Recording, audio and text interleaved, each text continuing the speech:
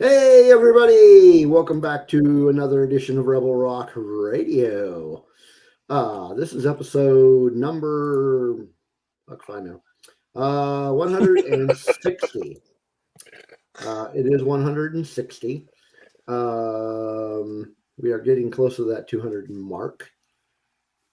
As always, I am one half of your host, Team Steve, and with me is JD. How's it going, JD? It's going fantastic, man. I'm doing pretty good. How about you? I'm doing pretty well. Yeah, So, weather was if you beautiful. folks are not aware, we are going to be talking about the Terminator franchise tonight. We will get to it. Actually, it's a lot more likely that we'll get to it tonight because we are. No, we'll get there. Yeah. So we've got Terminator to talk about. We've got some tunes to play.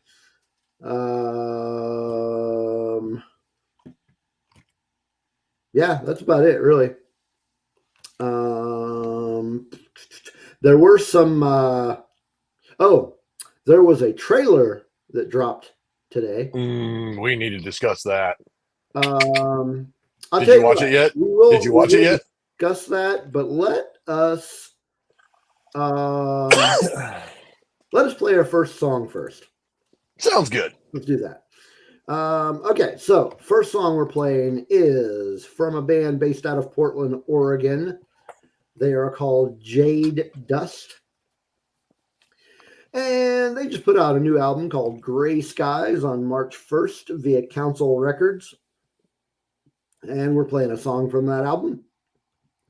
So here is Jade Dust with the song By a Thread.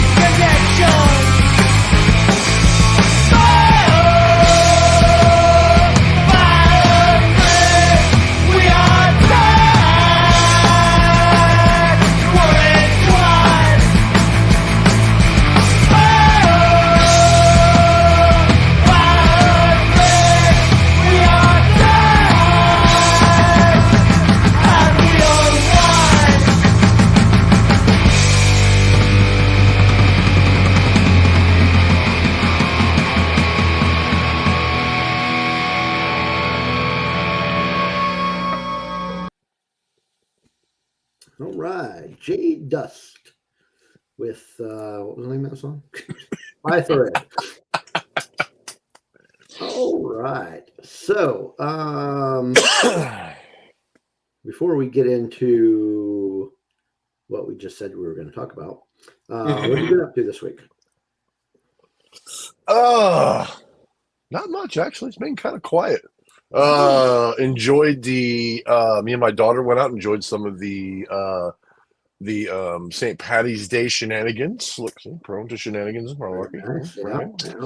So we decided to hang out on that and check out the parade and some of the people downtown and here in Wichita, and went to a market at the baseball stadium. Just had a nice little father-son day or father-daughter day. Had a nice little father-daughter day, had some good fun and that kind of stuff. She starts nursing. She's probably going to start nursing school in the fall, so we're trying to hang out as much as humanly possible before she gets so busy in nursing Yeah. school that she can't hang out. So, we were doing that kind of thing. And then Sunday, I just sat and did some chores and played a good, healthy day of some video games and that kind of stuff. So, What yeah. video games you been playing? I've been playing. I'm waiting for one to come out. I've been playing my DayZ. I've been playing. I finally finished in 100% at Hogwarts Legacy. And I've also been playing some Hell Let Loose, which is a World War II first-person shooter where you play some of the major battles of World War II, Okay. which is cool. I die a lot, but hey, I have fun. Yeah. Yeah, I mean, What about yourself? I've been playing some Fallout as far as video games go. But this weekend, my daughter and son-in-law and the grandbabies came down from Michigan. Nice. So they got here on Thursday morning, and then actually on Thursday night, I went out with my son-in-law and saw Dune again. Nice. We went to an IMAX theater that was not the IMAX theater that I saw it at last time. So we saw it at a different IMAX, and it was 500 times better than the other IMAX. Is the quality of the theater itself better, or yeah, the quality of the theater? The theater was better. The visual effects were a lot better. The sound was better. The seating was better. Yeah, nice. it was just so much better. Nice. Nice, very nice. And then Sunday, my youngest and I actually went and saw a theatrical re-release of Oppenheimer. Oh, cool. Yeah. Cool. But cool. Yeah, anybody, I mean, I know, I think you know, but pretty much anybody who watches the shows knows I watch a lot of movies in the theater, and I've got one of those movie subscriptions. I actually just switched my movie subscription from one theater group to another. I was doing AMC, and I switched over to Regal, mostly because the Regal in this area is the screens are just better, the seating is better, the sound is just better. It's an all around better theater experience. And it doesn't hurt that I don't have to see Nicole Kidman before every movie. Oh, come on. She's a cutie. Come on, man. No. She was a cutie. I detest Nicole Kidman. I told you about the last time we went to the movies was to go see Star Wars 40th anniversary. Mm-hmm. And some of the other movies I've seen, I have friends and stuff that can provide me with first run movies, so it's kind of fun. And like during pandemic times when we couldn't go out to the theaters or people just didn't want to go to the theaters, it was where I just decided to build up my own entertainment center at my home. Yeah. Especially when the Star Wars movies got released in 4K. I told the girlfriend, I said, I'm just building, I have to buy a 4K TV. There's just no way I can watch Star Wars with it being on 4K and not actually watch it in 4K. So I bought a big 4K TV, and it fits my room really well. And I bought these Govee backlights so that way I can turn them on, and all of the stuff you see on the screen is projected on the wall behind it. So it actually makes the screen look bigger than what it actually is. And then I have like full sound bar with surround sound behind me, and then a subwoofer behind my couch. So you actually get that theater feel and all that kind of stuff. So it's kind of nice because I'm one of those, I wouldn't want to say reclusive old farts, but I'm one of those people that I'd much rather watch it in my own home because I have the ability to pause it, go to the bathroom, the beer, the popcorn, the snacks is all cheaper. So sometimes when movies come out, it takes me a little bit of time to watch them before, or to make it to the streaming services so I can watch it. That's just Yeah, I get that. I would really much rather go see it in the theater, but that's oh just yeah. me. Well, and if I didn't have the experience like I had last time, I probably would say the same thing. Hey, Baldo. Waldo, how's it going? Hey, buddy. First person in. That's right. I wonder if the time changed, like everybody forgot what time we go on. Maybe it's possible. I don't know. Might need to send them If they send were them a thing. subscribed to our YouTube channel, Yes. they would get notifications. Yes. So you know, So yeah, I regularly enjoy watching it at my house. I like it doing like that, and I think as soon as Frozen Empire comes out, Ghostbusters, I think we're definitely going to go to the movies to see that. yeah. And I was going to actually segue into this. I was going to go see the Crow movie just to give it a constructive criticism view kind of thing. But I watched the trailer for it, and I think it's going to be a hard pass. Yep. Yeah. I saw the trailer when I saw the trailer somewhere. I don't remember where I saw it. I don't think it was in the theater. May have been on one of those YouTube trailer videos. Yep. But yeah, I saw the trailer and like you, I'm gonna have to take a pass. It does not look anything. If it's, I swear to God, if they put Eric Draven on the character, if they don't make it just a reboot with a different character, yeah, I'm gonna be. I hate to say it, but I'm gonna be like a spiteful Star Wars fan because I'm not. It does not look good at all. No, it does. It doesn't look good. It does not look good at all. I feel bad for the guy that what's his name? Not Stellan Skarsgård. Bill something. Yeah, Bill. I think it's Bill Skarsgård. Let me pull it up. Bill Skarsgård. Yeah, Bill Skarsgård. He's the guy that played, the It clown. Obviously, he played in John Wick 4, which I thought he was pretty good. But in John Wick 4, he played a really good. I remember him in John Wick Marquis. 4. Unfortunately, what I remember him most from was from Eternals. Yeah, that movie sucked. So I have some bad news for you. As I'm looking up his filmography, he will be playing Eric Draven. Yeah. It doesn't even look anything like the comic. No. I have the comic. I bought the original comic in Philadelphia. I have an original copy of the first comic. Yeah. And I have the entire what do they call that? The graphic novel? I have it in graphic novel form. Yeah. Of the entire story. It doesn't even look anything like it. It doesn't look like the Brandon Lee version. Ugh. Yeah. It doesn't look good. He was supposed to be like a musician or something, that was one of the whole niches of the whole thing. Yeah. Was he was a musician, and I don't even think I don't in this one it doesn't look like he's a musician. No. And there was no, if I remember the comic correctly, and it's been a while since I looked at it, I may have to revisit the original comic. But there was no like guide. There was no dude that showed up that said, "You're the Crow, I'm the messenger of the Crow," or blah blah blah blah blah. And that's what it looked like they were doing. Yeah. And I went, no, that's not originally how I can't even. I don't know how. I'd like to forget having seen that trailer. I really would too. That's a couple minutes of my life I'm not going to get back.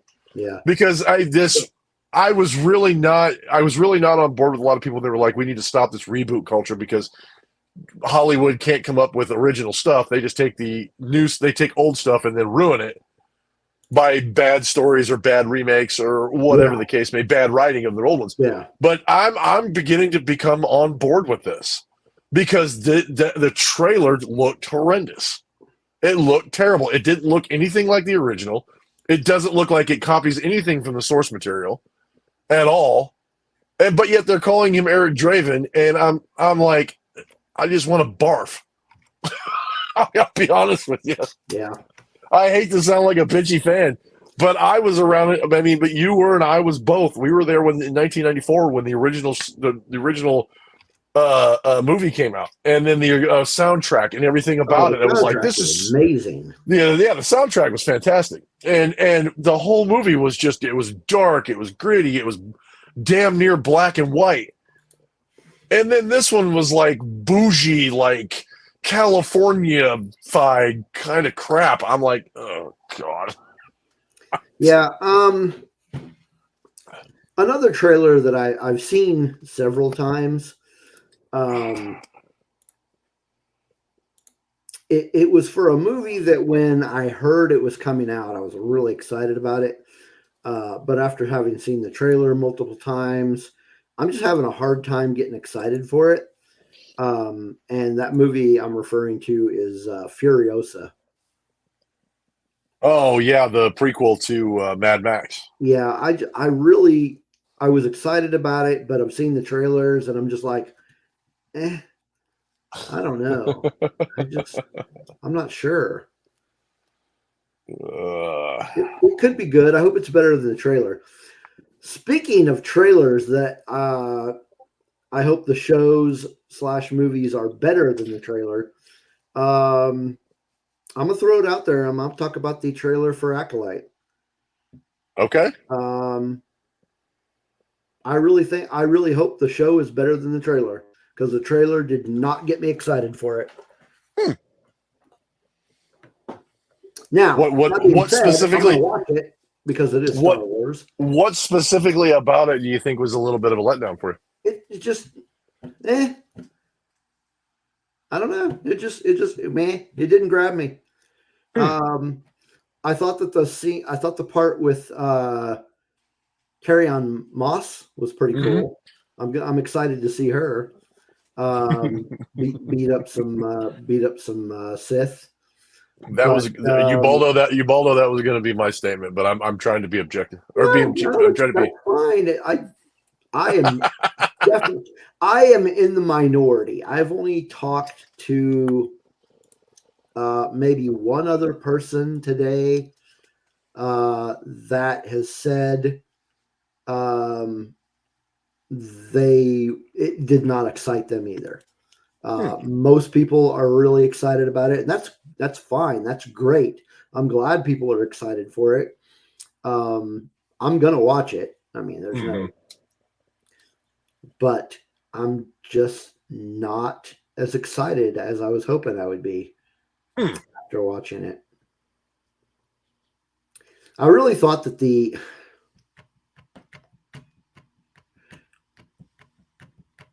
I'm really underwhelmed by the antagonist. Oh, the girl that was supposed to be the Sith or whatever. Yeah, May is her name. I hope she does a good job, and I hope her character is intriguing, but the trailer did not portray that. Yeah. But I also think maybe that might have been done on purpose, because the Sith at that point were supposed to be shrouded in mystery. I mean, they didn't even know they were still around. They thought they were gone. Yeah. At that point, it had been just under a millennia when they figured out, that they thought they were gone. And then in episode 1, they show up again. And, they knew the history behind it, but they didn't know how they came back. They didn't know how they arose, that sort of thing. So, I mean, it makes me think that there's a purpose behind the fact that they didn't reveal a lot about her, or they didn't really say a lot about her. And the other thing too is that even though I don't necessarily agree with the critics of like Ahsoka and the Mandalorian, when Ahsoka and the one gal got into the saber fight with the vibranium staff, and then when she was fighting in Ahsoka the show, Chantel, they didn't care for. Hey, Chantel. Chantel just jumped in there. We're talking about the Acolyte right now. Yeah. And, people said, oh, it's too slow. It's not prequel-esque. I didn't mind the saber battles in the prequels, but to me, it was very choreographed, like lightsaber dancing. That's what I always refer to it as.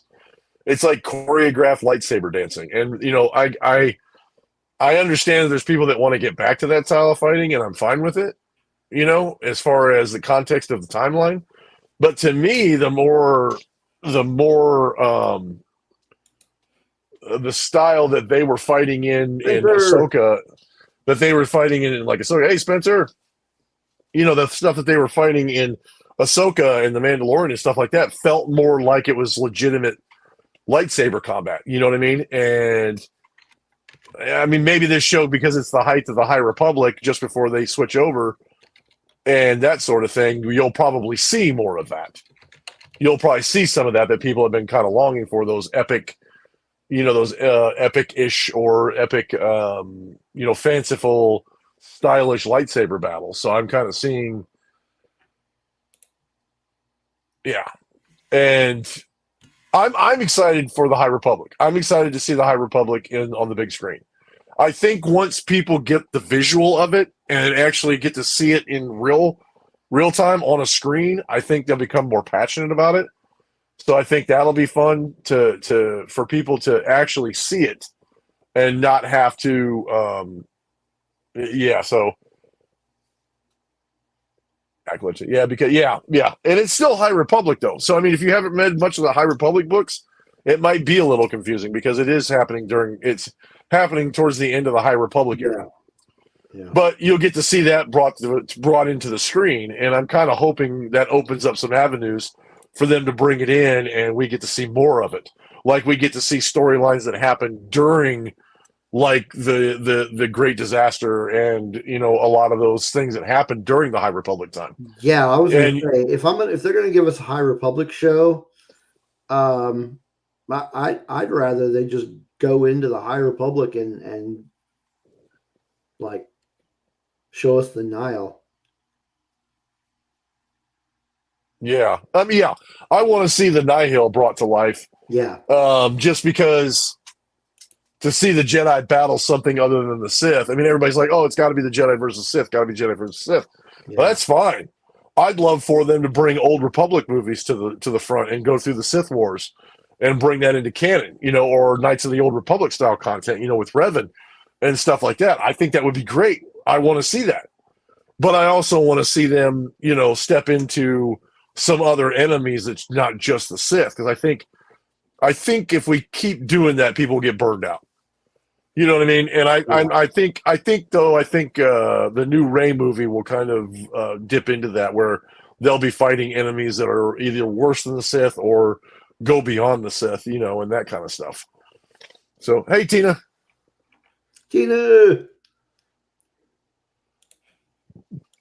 Yeah, sort of, Spencer. He says we have the Nihil in the Young Jedi Adventures. That's not the Nihil. That's got to be kid friendly Nihil, man. I want to see the punk. Yeah. I want to see the punk space Mad Max Nihil. Yeah. I want to see that. So yeah, I think the consensus is that we're interested in seeing a live action version of this time period. And I am. I want to see something in this time period. I just don't think the trailer, like I was saying, I don't think the trailer got me excited for it. Mm-hmm. And the way I understand it too, this was like a kind of a teaser trailer.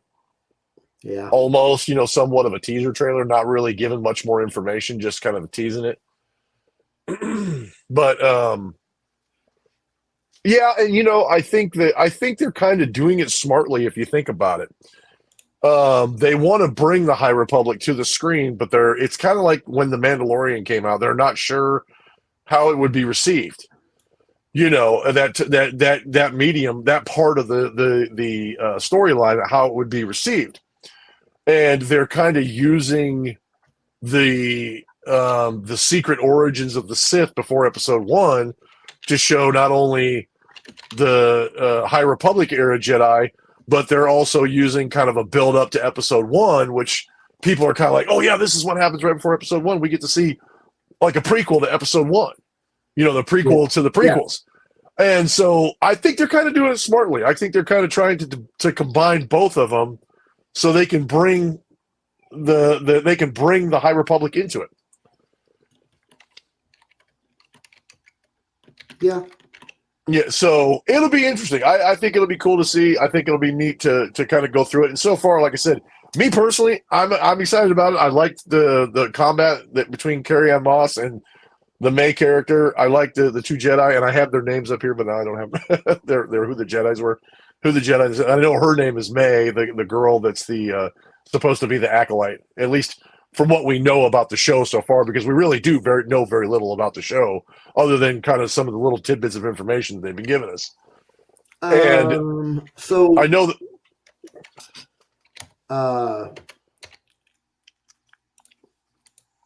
Spencer just made a comment, and I'm not. Is that right? That seems how long do Mirielans live?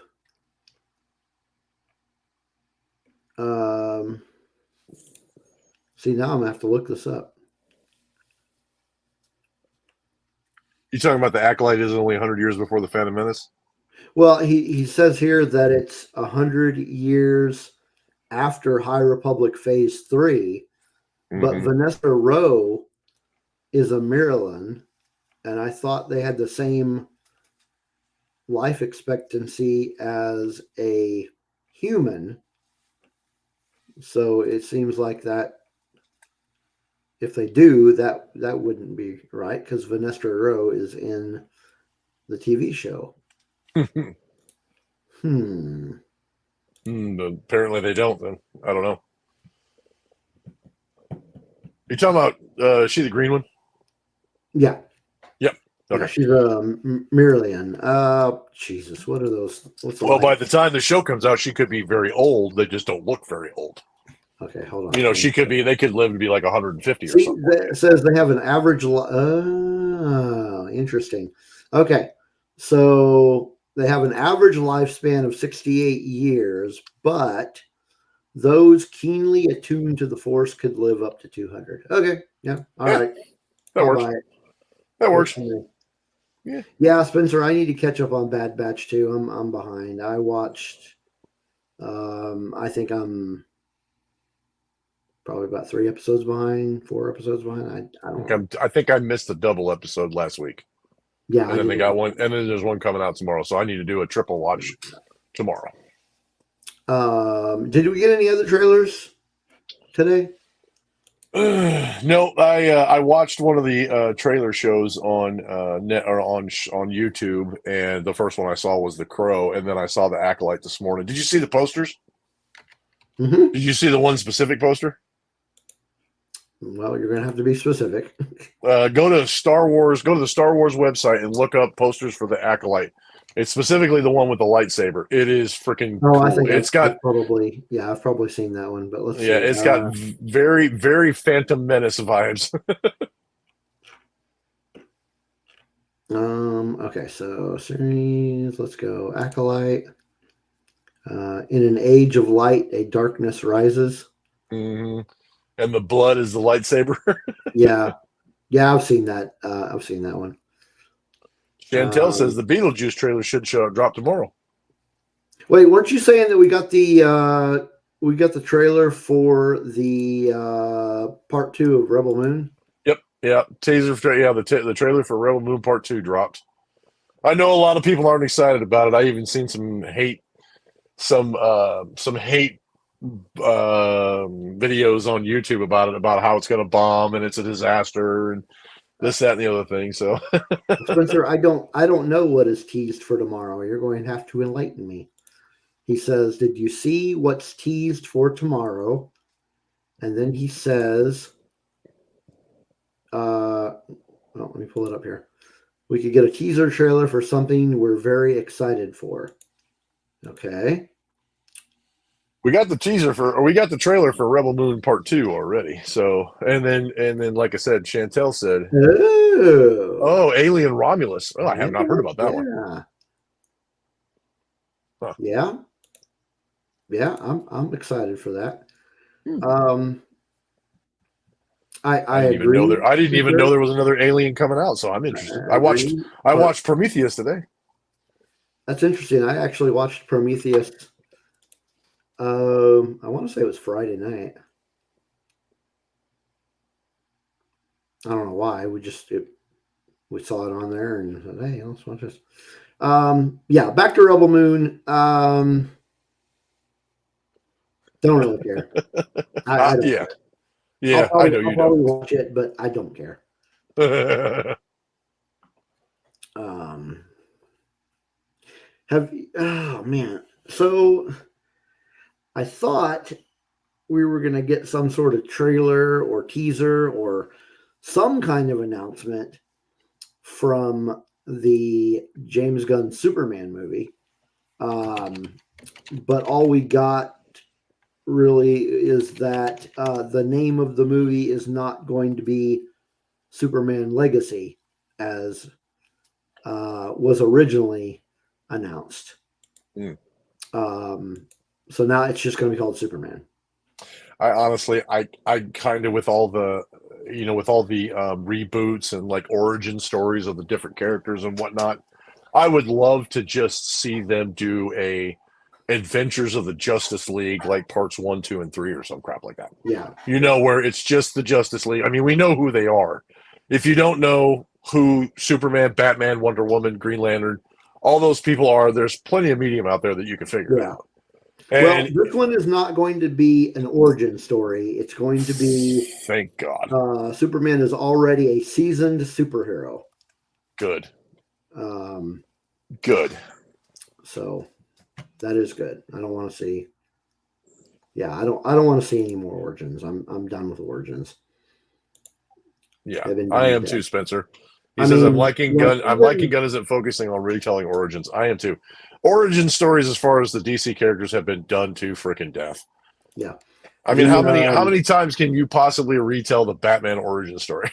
I was going to say they did not do an origin story in the Matt Reeves Batman. No, so but everyone before that, dealt with the origins. I want to see them move on. I want to see them move on to, like, their adventures and their struggles throughout their lives, throughout the, after all of that's been done and over with, and now they're dealing with new problems. I want to see Superman and Lois after they're married, and now he has to deal with everything he had dealt with before while they're married, and that kind of stuff in the big screen. Now I know it's been done on TV, on the small medium. I know that's been done, so I'm not knocking that part of it. But because they've done some stuff on the small screen, they've told several different stories about it, and even gone into multiverses, which encompasses several different ones. Even the Smallville Superman story. They kind of went in and touched on that a little bit, which is cool. But there's so many other villains. There's so many other storylines they could go into, and it would focus on the more mature factors of it and that kind of thing, and the more just having to deal with daily life, but be who they are at the same time. Chantel. Yeah, I agree. His parents die again. I agree. I agree. How many times do we need to know that that's what happened to him? Yeah. I mean, there's so many comics, there's so many movies, there's so much medium out there that you can, there's several different versions of how it happened. And me personally, I mean, I'm a Christopher Nolan fan of that telling. So The Dark Knight, nothing will ever beat The Dark Knight when it comes to Batman. That movie was just, mwah. Man, probably because of Heath Ledger. That was a really great movie. I really prefer the Matt Reeves version. It was good. I'm not saying it wasn't good. I liked it. It was right up there. Yeah. It was right up there. I was skeptical at first about what's his face being Batman. But, well, so was I. Yeah. Yeah, but he pulled it off. I think he did a good job. Yeah. I think he did a good job. And I'm glad they went into more of the detective aspect of it rather than just the only kicking butt. Yeah. and the cheesy superhero part of it. They went into the detective part of it because that's really his origins was Detective Comics and being a detective. Yeah. Yeah, yeah, I agree with Spencer. Dark Knight, definitely the best, and I think the whole reason for it was because of Heath Ledger. Heath Ledger's performance as the Joker was just on point.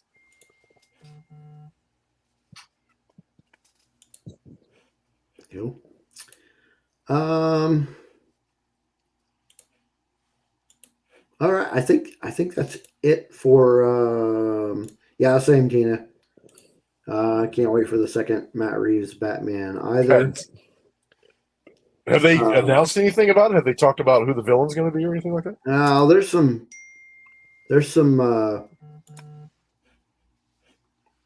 whatchamacallit, there's some rumors out there. But nothing concrete yet. But nothing concrete. As long as they bring Colin Farrell back as the Penguin, that would be cool. I didn't even know it was him. I thought they were doing a TV series based on the Penguin. I wonder what's happening with that. I don't know. Is he going to be in it? Isn't it based on the Matt Reeves version? Yeah. Clayface is the rumor. Yeah, there's a rumor that it's Clayface, and then another rumor is Hush. Hush. And yeah, that's right. I remember Hush. Really, I hope that it is not Hush, because they've already ruined that once with the animated movie. Okay, so the Penguin is scheduled to be released in late 2024 and will consist of 8 episodes. Is that a streaming service thing? On Max. Max, okay. So it's part of their streaming service. Right. Yeah, and it takes place 1 week following the events of the Batman. Interesting. Interesting.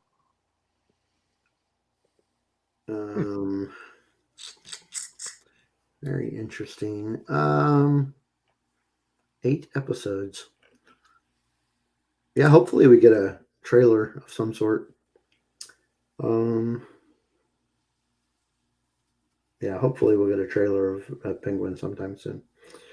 Really? All right. Well, where can you find Rebel Rock Radio on social media?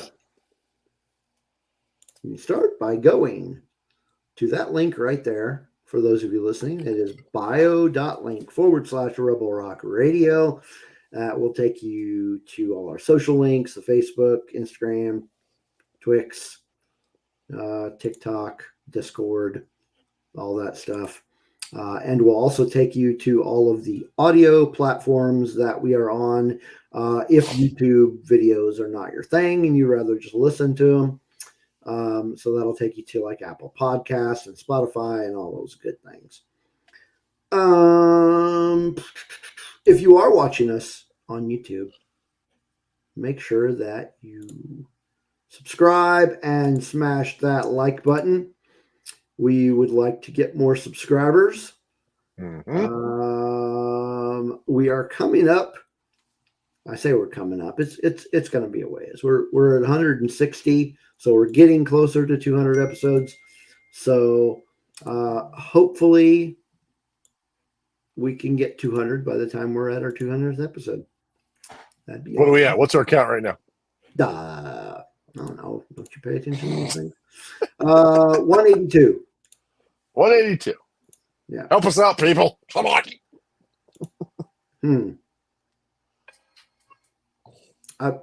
How would you do that? I mean, yeah, if that's what you want to do. I mean, it's your electrical equipment. You do what you want with it, but that might be a little detrimental to its ability to use it. I'm just saying. Alrighty. All right. Well, let's play another song. Right on, man. This one comes to us from Chicago, Illinois. And oh man, you're gonna love the name of this band. Oh, wait a minute. What do we got here? That's Only for Me to Know, Steve. Okay. Yeah, we'll leave that alone. Fair enough. So this band from Chicago, they are called Coffin Pricks. And they put out an album. I can't wait to hear this song. Yeah, they put out an album on March 1st called Semi Perfect Crimes. That was released by Council Records. And we are going to play the song. What's the name of it? Only Flesh Wound. So here is Only Flesh Wound by Coffin Pricks.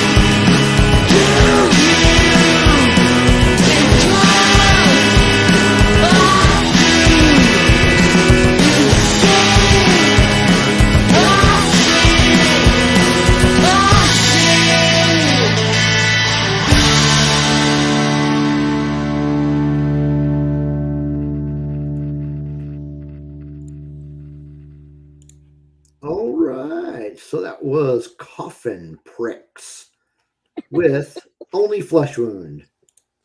I gotta admit, I'm just a little disappointed that with the name of that song, there wasn't some reference to Monty Python and the Holy Grail. Oh yeah. It's only a flash round. So we've got a newcomer to the chat, somebody that's never been on the stream before, Danny. Welcome, Danny. Hope you enjoy our nonsense. I remember Danny. I remember Danny from ATG podcast. Oh, okay. Yeah, we used to talk in chat and every once in a while see each other in the comment or in the live comment sections all the time. So, hey, Danny. Tina's got a good idea for a band name. Greasy Butthole Chicken. All right. I want to see the recipe for that. Yeah. And then Chantel has Fleetwood Mac Sex Pants. Seems like I've heard that before. Fleetwood Mac Sex Pants. Huh. That sounds kind of familiar. Oh, I know where you got that, Chantel. Mm-hmm. Was she stealing? It's from a show that she and I really like. Oh, Parks and Rec. Okay. Parks and Rec. Yeah, the greatest show.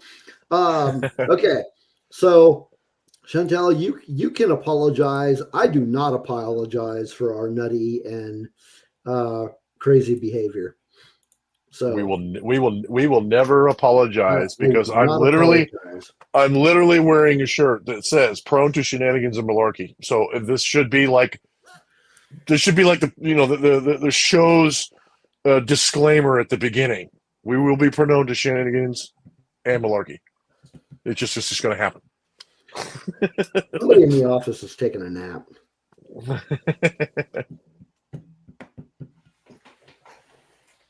Easing Danny in. If you ease her in, she'll get disappointed. I was actually going to say I did not finish with what I've done this week.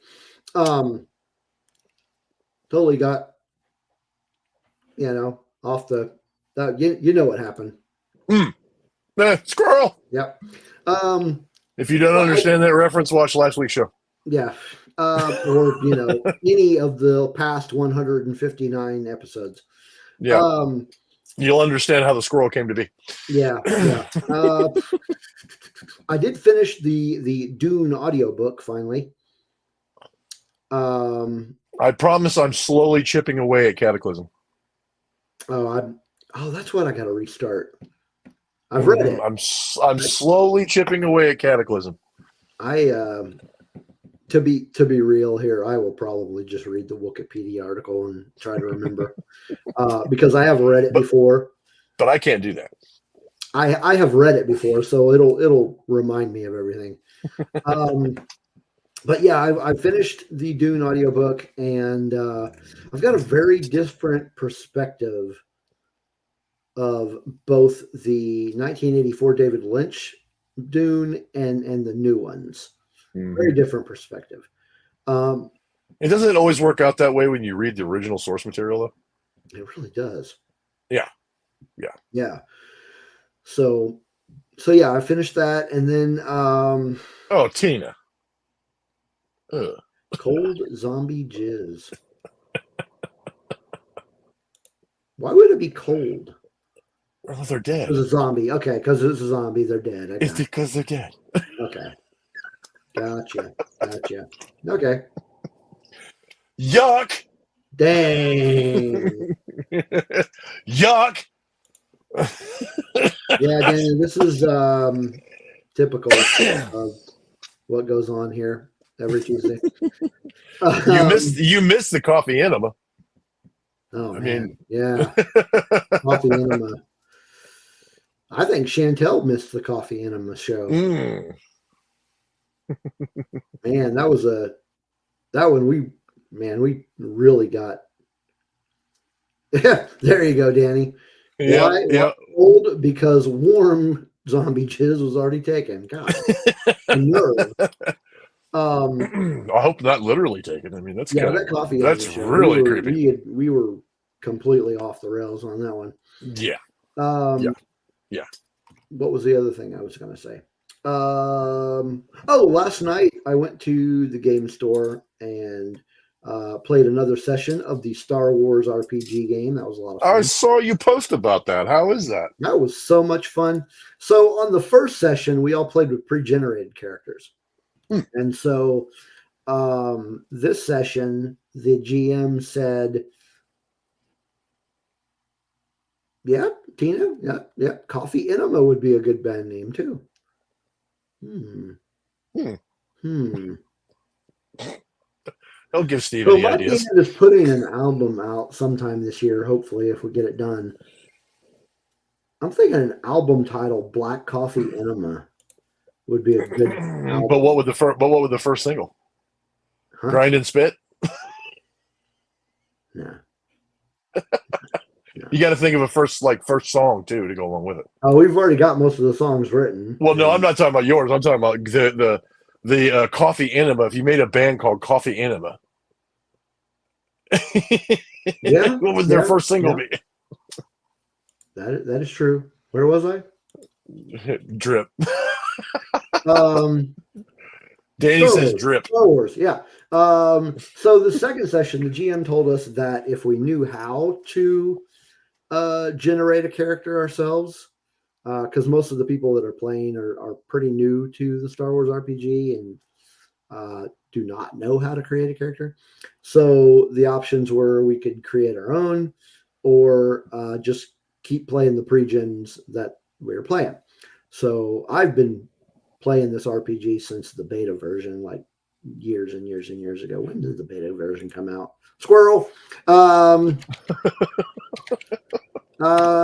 Spencer, do you remember? I'm going to look it up on Wikipedia, but is Spencer even still with us? I think he's still in there. Right.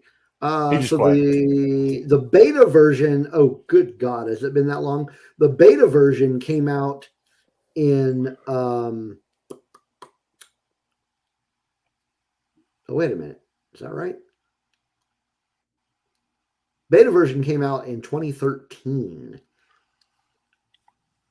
Oh, it's been out over 10 years then. Yeah, the beta came out in 2013. And then they came out with the beginner tank. Like the beta was a playtest, and I don't remember how I got my hands on it, but I've been playing it since the beta. Point being, squirrel, I was like, yeah, I'll just create my own character. I don't need to play a pre-gen. So I am playing a Wookiee that is a bounty hunter. So if you can just imagine from the Book of Boba Fett, the Black Wookiee. Black Chrysanthemum. Yeah. So most people don't even know who that guy is, but yeah. I don't even think he goes. I'm one of him. I'm a black furred, very large Wookiee, and I'm a bounty hunter. And I played him last night, and it was loads of fun. I tore the arms off a Trandoshan. During which got into a frenzy and accidentally tore his head off too. Because his arms weren't enough? I was pretty angry. And then once I was done with that, I tore off his ear and got it hanging from my, yeah. This is a very interesting game. Collecting his ear. So that was a lot of fun. And on a side note, real quick, Tina, I actually got to meet the guy who is in the Wookiee suit for Chrysanthemum. Oh, I met him. He was out walking the floor at Star Wars Celebration in Anaheim, California, and I recognized him immediately. And I went up to him and said hello. We had a little bit of a conversation, and I asked him if I could take him. Because from the billing sheets, basically from the acting billing sheets of the people that were going to be in the show. Yeah. So, and then like I said, I saw him. And, yeah, no. He was, like I said, he was out walking around, and I actually I have to send you a picture. I'll have to see if I can send you the picture of him. You can put it up if I can find it.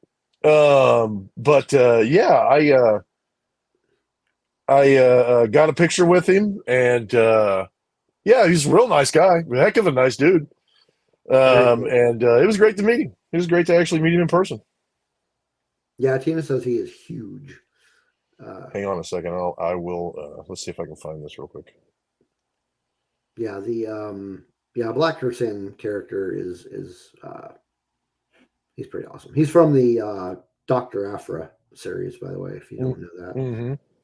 But yeah, when I saw him in the Book of Boba Fett, I got pretty excited, and then I started thinking, oh man, are they gonna bring in Doctor Aphra? And then we got let down, and they didn't bring in Doctor Aphra. They could still, though. They could still, yeah. They can't do it in the Acolyte. Yeah, she's not even alive yet, is she?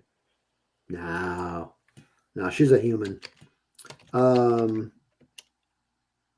So what time frame does Skeleton Crew take place in? That's that I'm not sure. I forget. They said what it was, but I'll be honest with you, I forgot. Yeah.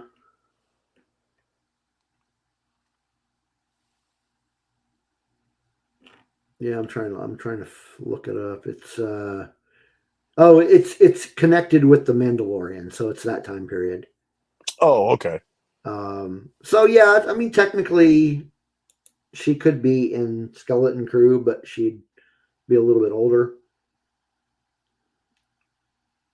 Well, not a whole hell of a lot older. Tina. The real question is, oh, there it is. He proportional. Okay, I sent a picture to you in Discord. Okay. Sure, makes it so then I imagine the oh good, it's not a it is a file that I can bring into yeah, season yeah, so Danny says season 3 of the Mando, yeah. Yeah. Okay. So there he is. So he's really not much taller than you, or really he's not. No, we were about pretty close, same height. Yeah. Same height, yeah. So he's not. Yep. So he's not as tall as. Well, I'm just under 6'6", if that tells you anything. Okay, well that's. Yeah. Chantel says that we already know the carpet matches the drapes. That's awesome. Okay. You take your word for that. Yep. So yeah, so I played Star Wars, and we'll play again next week. I think that's pretty much all I did. I went to. I think I've mentioned it on the show before. I went to a place called Bad Daddy's Burger Bar. And do you have anyone? Do you have any of those up where you're at? Nope. No, okay. Sure don't. Because I know at least I've never heard of it. If we do, I've never heard of it up here in Wichita. I don't. I know it's a chain of some sort, but yeah, it's a chain. So let me see. Well, it says there's a couple in. Yeah, it's nationwide. I'm trying to find out if there's any in Kansas. Okay, we're in alphabetical order here. So there's Georgia. Wait, is that Georgia? Yeah, that's Georgia. And then it goes to North Carolina. So I guess it is not in Kansas. North Carolina. Anyway, so it's a burger place. Where like you've got your menu and they've got different burgers that you can get off the menu, or they give you this little notepad that's got different options on it, and you can basically customize your burger. So you've got like a base starting price, and then depending on what you pick, it's going to go up a little bit depending on what you pick. But I've been there several times, and I often get a burger with not only a fried egg, but also pastrami. Nice. Yeah. So we went in there. Yeah, I'll have to, if I'm ever in Vegas, I'll have to check that out, Danny. Mhm. There's a burger bar in Vegas. Mm. So we went in. I think that may have been Thursday. We went there with the grandkids and my daughter and her husband, and they no longer serve pastrami. Hmm. So I was very disappointed. Huh. That kind of But I sucks. did get the fried egg. So Hmm. That's cool. but yeah, I was like, I man, oddly, that's one of my favorite things on burgers is fried eggs and bacon. yeah, it's just it just makes it better. Yeah, I don't know why. It's weird. Chantel It's says, it's so weird. I don't know why, but I love to have fried egg on my burger, little bacon. I've even "Oh had yeah, burgers yeah, that there's a with guy bacon, here. yeah, with There's bacon." a guy here that used to make a burger that had a specials like a maple sauce that he put on it with a fried egg, bacon. He put a Mhm. little ham, a little brisket, and then the burger on it with all the trimmings. Man, it'd make you Yeah. fat. Yeah, it'll just make it because it was so good. So I often I will often like for lunch just make myself a burger here at home, Hmm. and I've never done one myself with a fried egg because if you were watching it was either the last episode or the last episode before that, I had mentioned that I had just learned how to make a fried egg. So I that have was not our done a fried egg on my homemade burger. But what I that was our do that with was the our cooking patty, episode on Ghostbusters. what's that now? That was our cooking, and we talked about cooking during our Ghostbusters That's episode. right. On our Yeah, Ghostbusters episode. Go check that that's right. out. Um, but yeah, when I season the patty, I'm very minimal. I do salt, pepper, but then I also put a Creole seasoning on it, and that's really good. Yeah. Yes, Chantel. Bacon on burgers is genius. Yes, I Um, agree. I I agree. gotta imagine. Speaking of genius and burgers, though, whoever thought of putting pastrami on a burger? Now that's genius right there. That is genius. Hmm. Um, I remember a long time ago, years ago, one of my kids. I'm not going to mention which one it was, um, but I remember we had gone into a restaurant and they asked for they wanted to get a hamburger, so they said I would like a hamburger without the ham, and it's like what what It is oddly deceptive. yeah, and I'm like, yeah, I don't want any ham on my burger, and I'm like, they don't actually put ham on a hamburger. No, the kid was very young at the time, so in But their do you know how hard it would be to explain to a kid that age that the reason why they call it a hamburger is because of where it came from? so Danny likes egg, bacon, avocado, and tomato. Jalapeno. Tina says jalapeno relish on a burger is so good too. Yeah. Yeah. Yep. Yep. Can we all agree bacon is perfect in every way possible? I think we can. I think we can I agree with think we it. can. I know I can, but that we know it may just be our little group of people that think that way. Okay, I, I I don't know. need to discuss this with the group. Um, so Danny says they've had burgers, weird burgers like mac and cheese burgers. No, I've seen those. no, nuh-uh. Putin. How do you pronounce that? Po- Poutine yeah, I'm burgers. not What sure. is that? What is a poutine burger? Danny, we need some clarification on Yeah, that I one. need some clarification, and I don't know what a pierogi burger is either. I've heard of a pierogi burger, but I can't remember what's on it. You're gonna have to explain that. Yep. Um, yeah, I want to know what these burgers are. And if we're butchering the name too, I'm sure we are. Yeah. I'm sure we are. I mean, we got plenty of time because we actually don't have any Poutine is weekly fried picks with cheese this and gravy. week because I didn't do anything cool. Poutine is fried with cheese and gravy. Poutine. Poutine. Chantel says it's poutine. Poutine. Putin. Okay. Poutine. Okay, poutine. Not to be confused with Russian President Putin. Well, wait a minute. Is it poutine or poutine? I'm going to say Putin. Okay. Fried with cheese and gravy.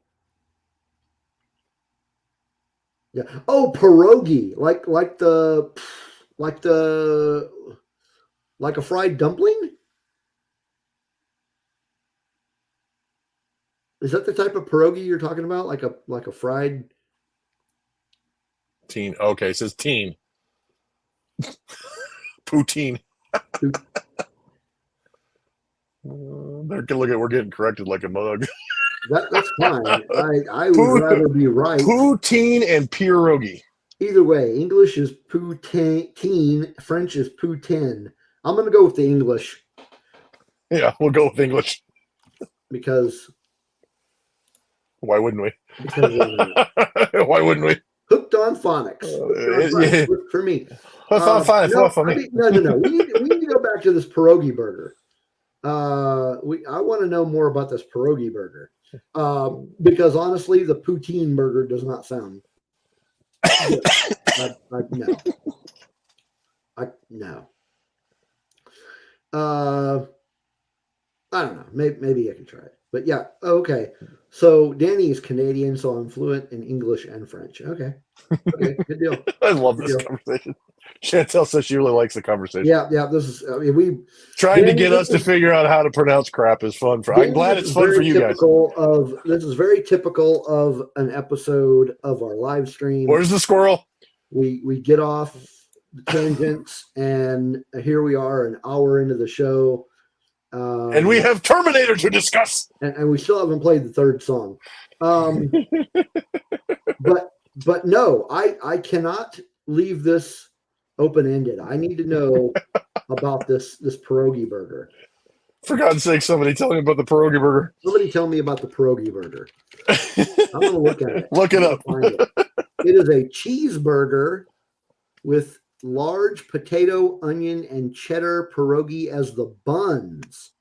Oh. Squirrel. Oh, man, that is weird.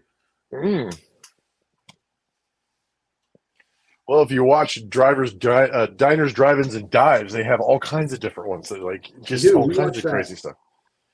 Talk about squirrel. Tina just went off on a tangent. She's got another band name, Fuzzy Squirrel Nuts. Oh, we're back to that again. Man, Tina, if you don't start copyrighting some of these and handing them out and getting a little bit of cash off of them, I think you're missing out. Has anyone ever had a Juicy Lucy? I have.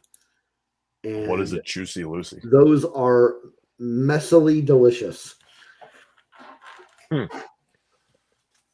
Okay. They are kind of messy though, so. Chantel, not that kind of Juicy Lucy.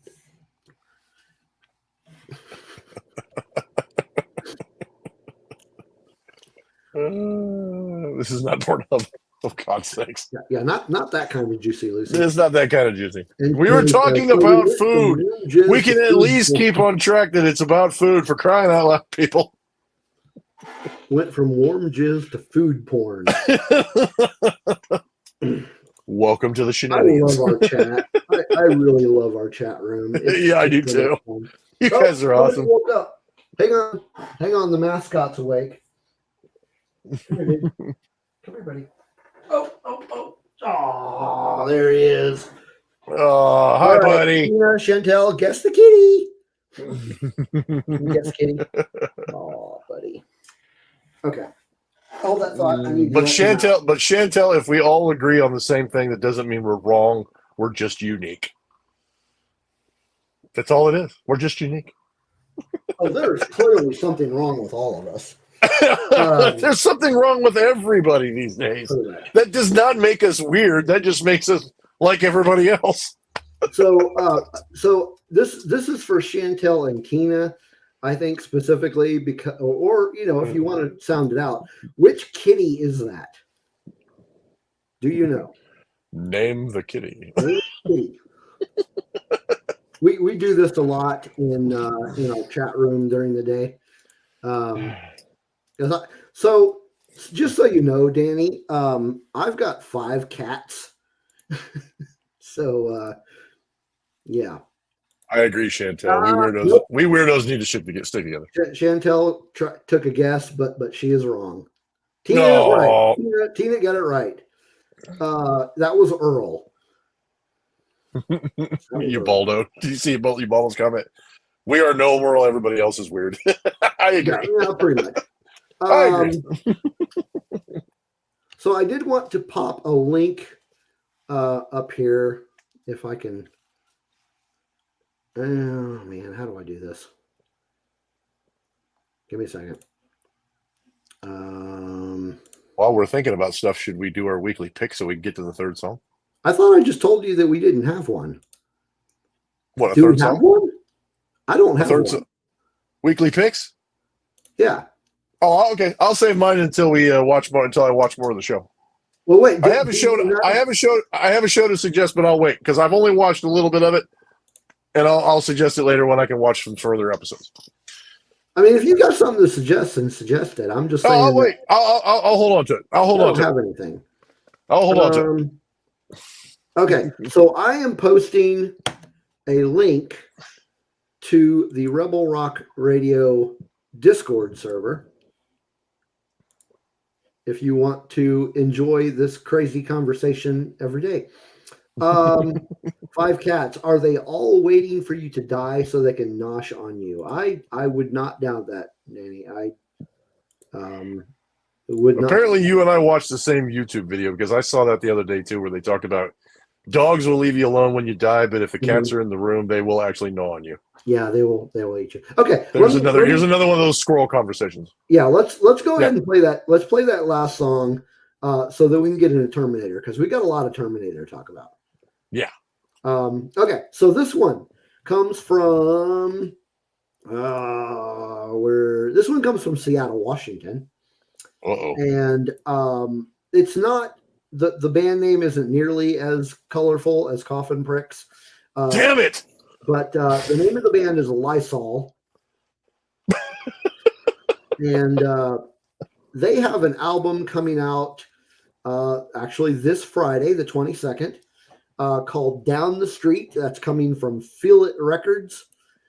And we are playing the song Padded Cell. So here's Padded Cell by Lysol.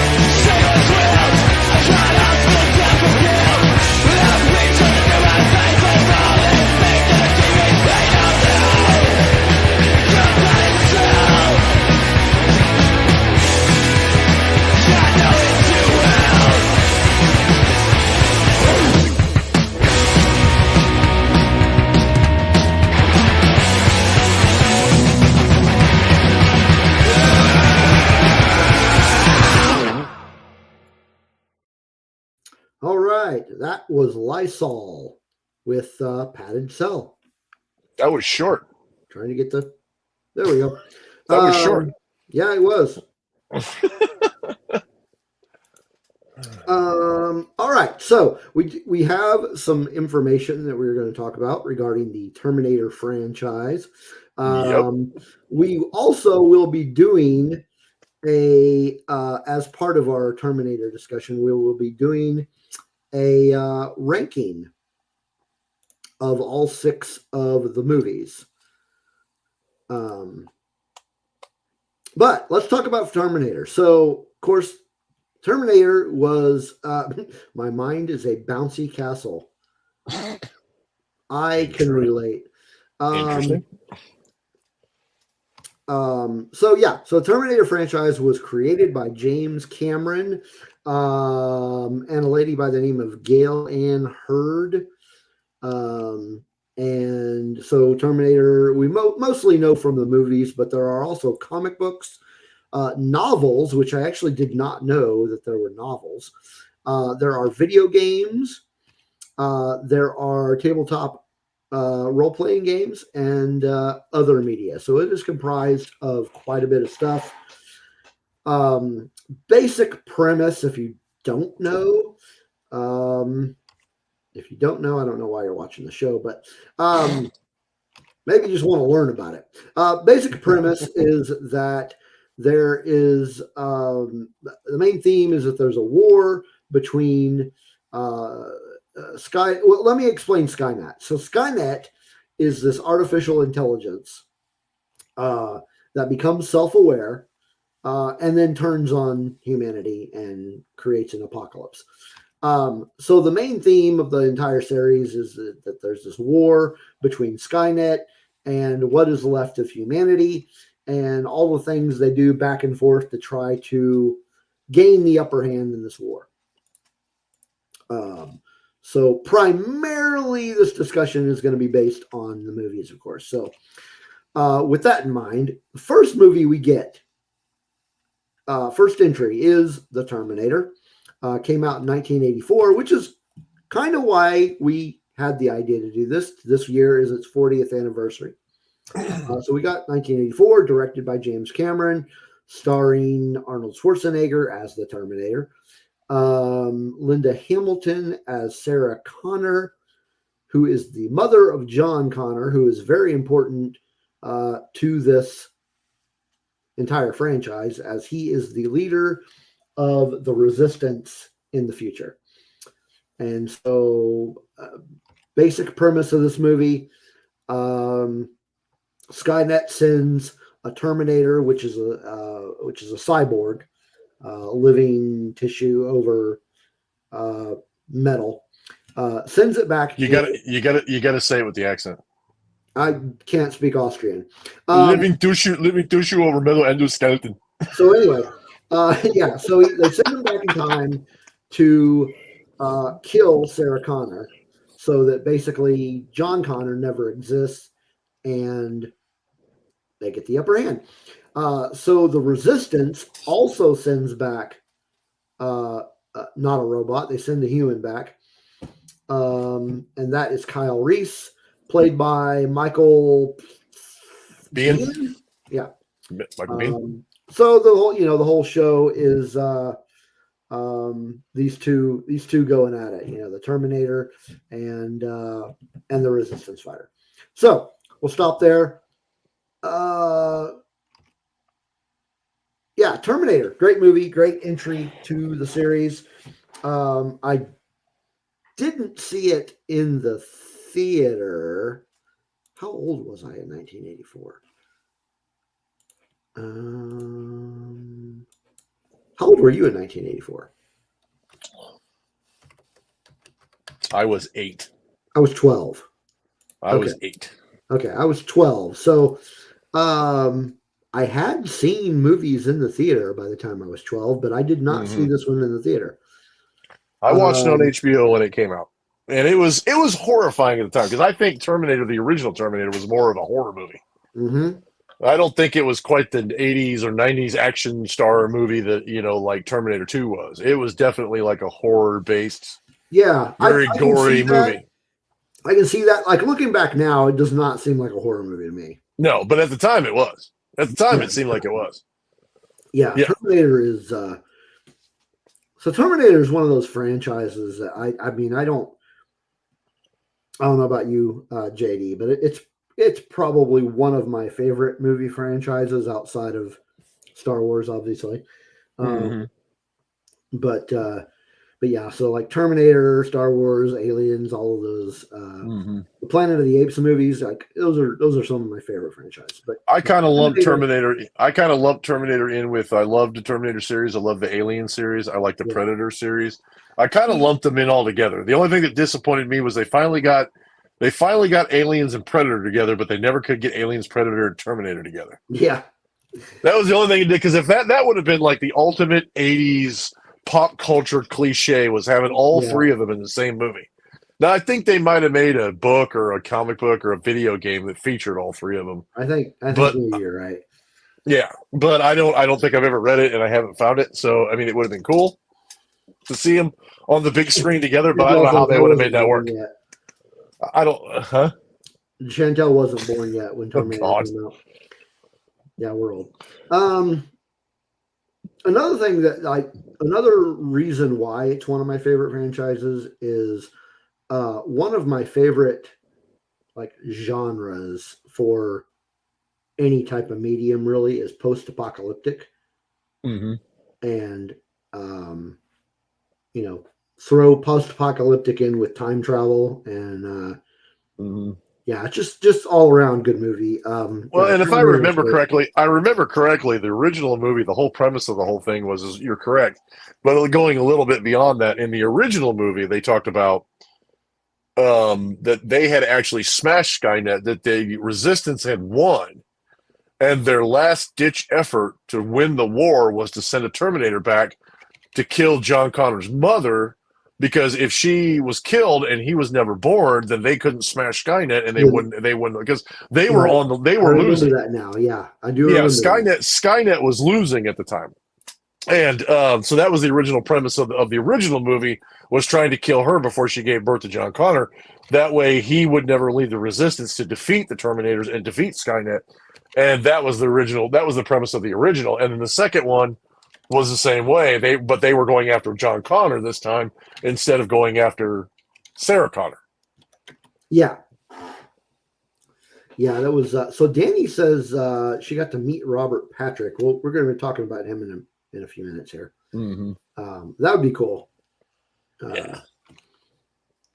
But so we got Terminator, the one that started it all. And then in 1991, go ahead. Here's a fun little fact. Bill Paxton was in the original. Remember? Yeah. He we played, talked about the roommate's boyfriend.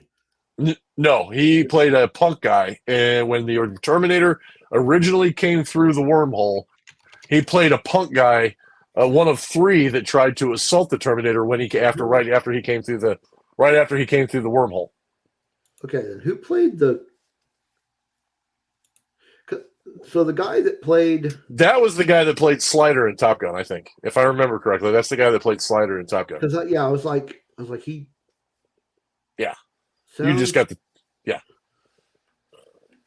See, that's gonna bother me. Here's a funny little thing for you. Bill Paxton is the only guy in Hollywood to be killed by a Terminator, a Predator, and an alien. That's right. Yeah, which I thought was a fun little fact. And a tornado, of course. Well, he didn't get killed by the tornado. Okay, Rick Rossovich was the guy's name, and you're right. It was Slider from Top Gun. Slider from Top Gun, yeah. Yeah. Okay. Thank you for that useless 80s knowledge. I know. Well, it bothered me. I couldn't think of the guy's name. Yeah. Was another like recognizable actor that played. Now, see, I couldn't remember his name, but I knew that was who the guy was. But yeah. So a few years later, 1991, the next installment in the series comes out with Terminator 2: Judgment Day. The best of the entire series, that was my opinion. What? The best of them all. That's not. We'll get the rankings later. I know. Sorry, Dang, man. Sorry. That one was also directed by James Cameron, and that will actually be the last movie in the series to be directed by James Cameron. Mm-hmm. And you can definitely tell. But anyway, so this one, is a sequel, and we start off. Sarah Connor is in a mental facility, and John Connor is a like a foster kid, basically, and he's got a little bit of trouble. He's kind of an ass. Played by Edward Furlong, by the way. And then, so Arnold shows up as a Terminator, but not the same Terminator from the first one. He's actually playing a good Terminator who was sent back in time to protect John Connor from another Terminator, the aforementioned Robert Patrick, who plays the T-1000, and he plays the ooey gooey Terminator.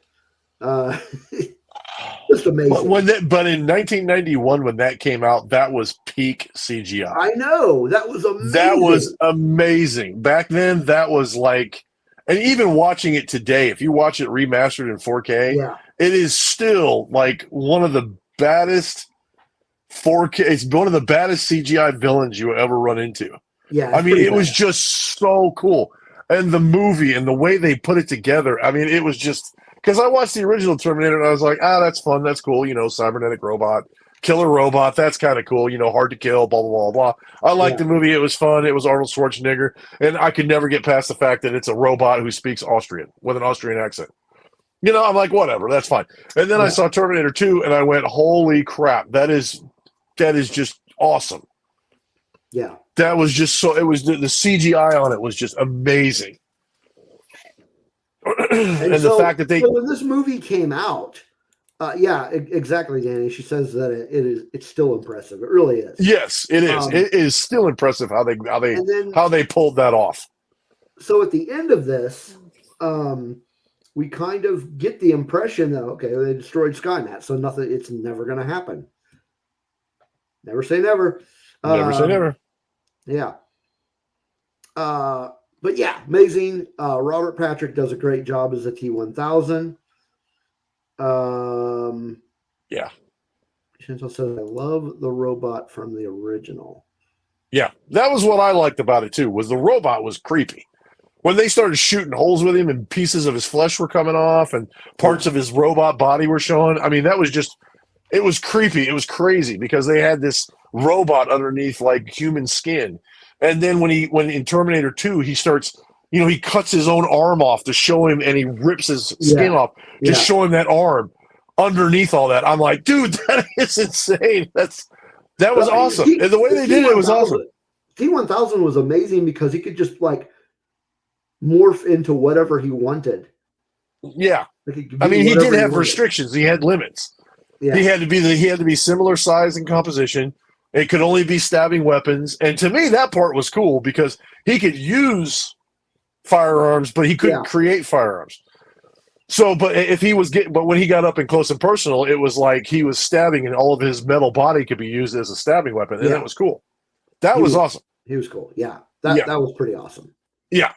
And then I'm sorry, but this being little shout out to Lyndall Hamilton and Sarah Connor's character. To this day, the most impressive part of that, and I watched behind the scenes footage of her when she did this, when she was pumping the shotgun and shooting him into the fire, and she was just sitting there just throwing the shotgun up in there and jacking it there at the end.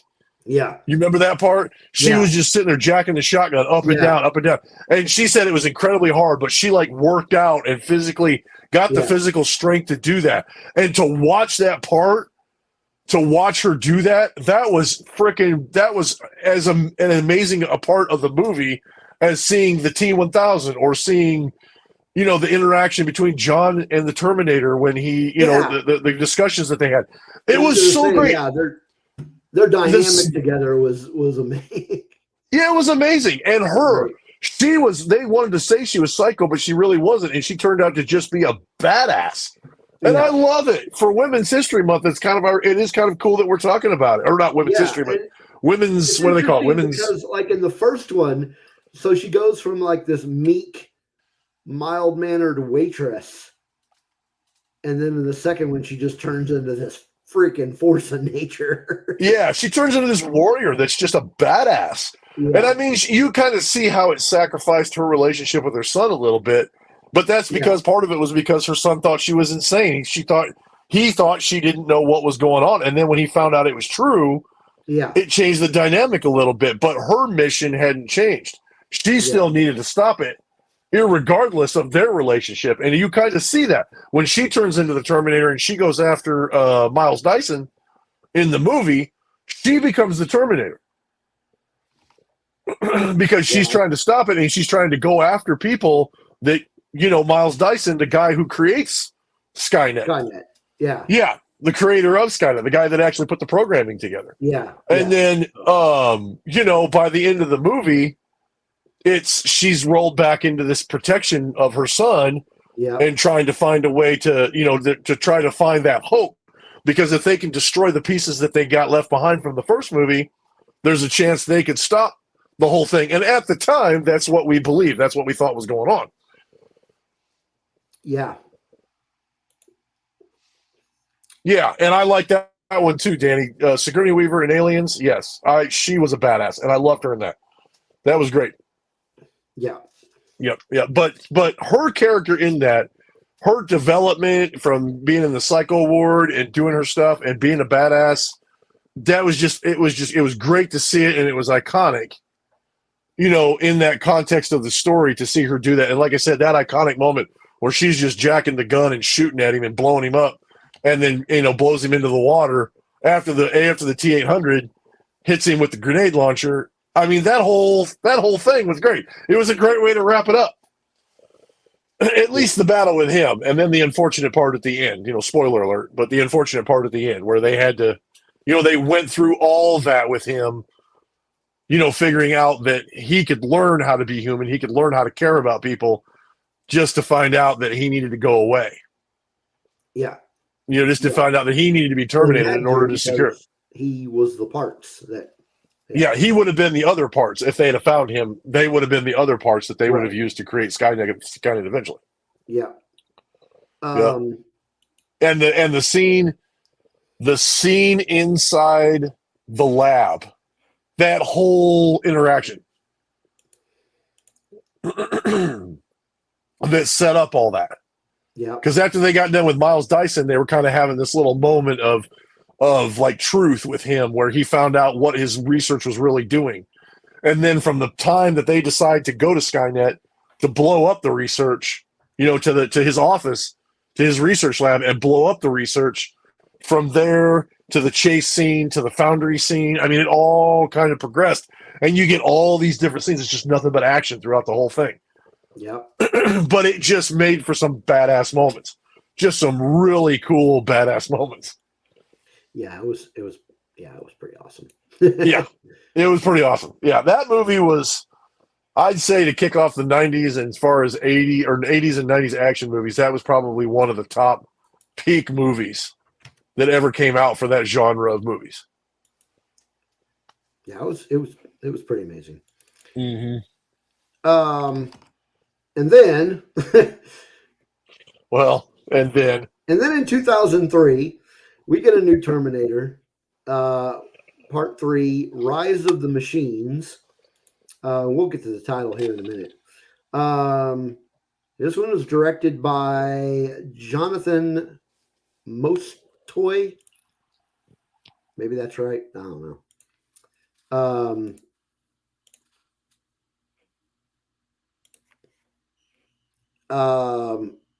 Okay, so yeah, Rise of the Machines. The title was meh. The title was kind of dumb. But so we have so this obviously takes place after 2, and he realizes that they didn't get it all.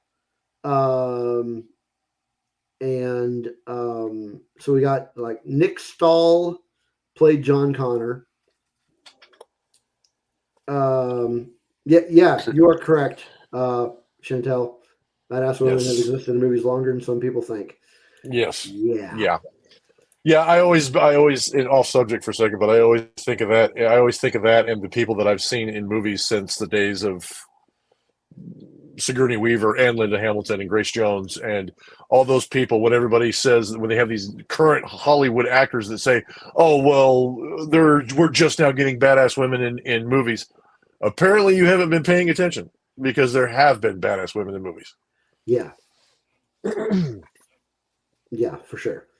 Yeah.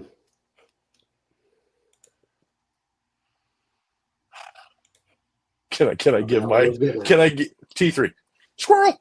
Yeah. Yeah. So yeah, in this one, the so Arnold comes back as another the regular Terminator, and Sent by his wife this time. and then yeah, that's what I was getting at. Okay, so got Nick Stahl as John Connor, and then Clara Danes plays Kate Brewster, who apparently is John's wife in the future. Mm-hmm. And she actually sends this Terminator back. Spoiler alert, by the way, if you've never seen this. She sends him back because John is dead in the future. And now I can't remember why she sends him back. I can't either. Uh, And basically, it's because I always thought of this one as a cheap Terminator 2 knockoff. I mean, I'm not gonna lie. I'm just gonna throw it out there. See, here's the thing, though. I mean, it was not Terminator 2. But that's what they were going for. They were trying to recreate what they created in Terminator 2, and it did not work. Yeah. Yeah. But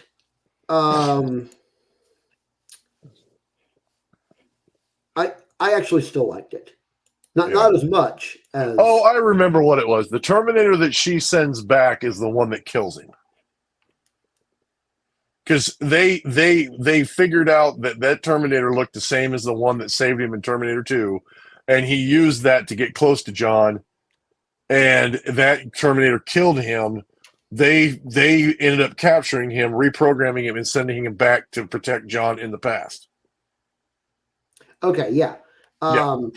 That's right. And then so the Terminator that we get, the antagonist, is called a TX. I honestly can't remember what was so special about this one. It was the first time that we got a female. It was advanced armor underneath the mimetic polyalloy over the T1000. Okay. So yeah. it was an advanced endoskeleton, but they used the same T1000 technology as the skin over the top. Okay. Which was kind of like going back, going like retrograding back to an earlier model instead of just using an advanced version of the T1000. Yeah. But they did say in Terminator 2 the T1000 was a prototype. That's right. Yeah, and the problem with it is the more it had to work at changing, the more it started to malfunction. Yeah. But I don't know how would it have known that? Because if it sent it back in time, Skynet wouldn't have known that. But that's a plot hole problem. But anyway. Yeah. Anyway, so that's a problem with T3. Here are the problems as far as where I can see it. Number one, to me, the antagonist was not very memorable. So that's number one. Number two, I really did not like Nick Stahl as John Connor. And for what it's worth, I didn't really the Clara Danes as Kate Brewster really didn't do anything for me. So it was mostly a casting issue. Yeah. To me, the plot was just a cheesy knockoff of T2. They were just trying to recreate the excitement of T2. Yeah. The casting was horrible. They tried. I mean, they tried. They tried to they gave it a fair shot, and it really didn't work out. And to me, the whole thing just fell flat. And by the end of it, it was campy. It was desperate. It was kind of like, okay, I'm not feeling it. Yeah. I'm really not feeling it. Yeah. Just not. No, I wasn't. He to me was not believable to John Connor no, he was not. because of what I saw and everything about John Connor. He just was not believable as John Connor, and now all of a sudden they throw in a wife, which is fine because after the events of T2, the timeline changed and everything about how it was developed was changed. Right. So it moved the timeline forward because it was supposed to be in 1997, and then it moved the timeline forward, which is fine. Skynet still got designed, it still got built, Yeah. and the way they brought Skynet into being was a little campy. It was a little different. I mean, it does tell the story of how John Connor survived the apocalypse. It does. It does. And like I said, it because of T2's the events of T2 changed things. It changed the way that he by this time he would have had time to find a wife, or he would have had time to meet somebody, and that kind of thing. So I mean that part of it, at least that the premise of the story, though. No, it wasn't. I don't think that part of it was. I don't have a problem with it. It wasn't necessary, but I don't necessarily have an issue with it either. It could have kind of gone either way. I mean, the premise of the story wasn't terrible. Yeah. But that part of it wasn't terrible. It's just the fact that they tried to knock off T2 again. It's like this is just the same movie recycled. Yeah, yeah. And now we have this new timeline to play with. I'm like, couldn't you come up with something different? They do that really, honestly. The new timelines, they do a lot. But yeah. So moving forward from that movie, the next one we get is in 2009, and it takes a serious turn in that it does not take place in our present. It's Terminator Salvation, and it actually takes place in the future, in this post-apocalyptic landscape. So starting out, we've got this new character that has nothing to do with any of the previous installments. It's Marcus Wright, who is a death row guy and death row inmate, and he volunteers for this program. Later in the movie, turns out he's a cyborg. Which how do you not know that? Yeah, exactly. That was the only problem I had with it, is how do you not know that? How do you? In this one, we see John Connor as an adult. He is not yet the leader of the resistance. He's still kind of not necessarily like a standard foot soldier, but he's not in the higher echelons of leadership yet. But he is played by Christian Bale. So I thought he did a good job as John Connor. I thought he was all right. To me, Christian Bale in that role is believable as John Connor. Like all of this history we get about, all this future history we get about this character, John Connor, and what type of person he was in the future. To me, Christian Bale is believable as this character. And I'll be honest with you, I did not mind Sam Worthington's character. I didn't mind it. It's just, to me, if you've got metal parts in you, I mean, I don't know. It's not something we could experience, so who knows? Yeah. But to me, it was a little hard. It was a little unbelievable with respect to the story, and that kind of thing. And I was like, other than that, I mean, I like this character. I like what they were going for on that, and the fact that it happened in the future instead of in the past, and it's another rehash of the originals of 1 and 2. I was happy with it. I was like, cool. We get to see a timeline in the future when post-apocalyptic instead of the pre-apocalypse. Right. And that's one thing I really liked about it, is that we finally get to see what this future looks like. Other than all of the flashbacks that we get in the first one, where Kyle Reese is like flashing back to right. that, But I mean, that's the same thing as like Star Wars. You know, when you think about it, it's Yeah. when they made it, they didn't know how far it was going to go, how many remakes there would be, what would Right. come next. So and I think that's the problem is that there's other people who've said, I've seen people make comments when you talk about the Terminator. They're like, um, we're on salvation, Chantel. It's you have to realize that when these movies were made, sometimes, despite what people may think, even the original Star Wars movies didn't have a plan because he was still writing material as he was making the movies. Obviously, you can tell that with Empire Strikes Back because Leia kisses her brother, but they didn't know that they were going to be brother and sister by the third one. So by the time you get done and you get deeper into the lore, and that's no exception with the Terminator franchise, you get deeper into the lore and things change. Scenes are upgraded, things are done differently. I mean, the CGI that worked in the 84 for all the scenes in the future don't always work for the newer ones when you got better and badder CGI to tell the story. Yeah. So another thing about this movie that we had not gotten previously is we actually get for lack of a better term, like a personification. Basically, we get the first on-screen appearance of Skynet. Mm-hmm. In the form of Helen Bonham Carter. What was that? In the form of Helen Bonham Carter. Right. Yeah. So we actually see, Skynet in this movie, more or less.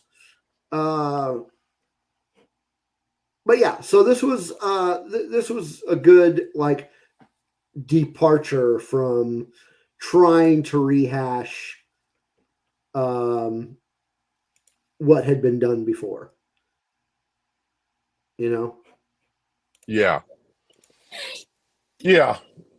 But I mean, like I said, I liked it because it went into the future and showed the future war, at least at its beginning, instead of just trying to rehash out the same future. Yeah, instead of trying to rehash out the same storyline, they actually went through and they actually did something, took a risk and did something a little different. Yeah. And I appreciated that about it. I liked that about it. That was a good part of it. Yeah.